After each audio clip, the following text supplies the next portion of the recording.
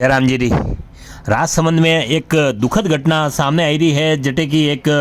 युवक 27 साल रो युवक हार्ट अटैक को अचानक मौत हुई की। मैं आपने बताऊं कि यह घटना है राजसमंद में टीवीएस चौराहे स्थित एक रेस्टोरेंट री जटे कि 27 साल रो सचिन गारू नाम रो व्यक्ति श्यामरा खानो खावाने गयो हो और खानो खावारा बाद मीने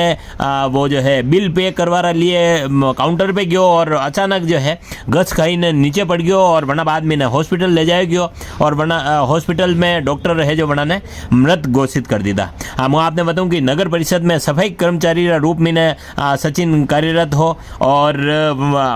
अणी घटना बाद में पूरा नगर परिषद रा जो सफाई कर्मचारी संघ में और पूरा राजसमंद में एक शोकरी लहर है और लोग बड़ा आश्चर्यचकित है कि 27 साल रा युवक ने अचानक हार्ट अटैक किस तरह आई गयो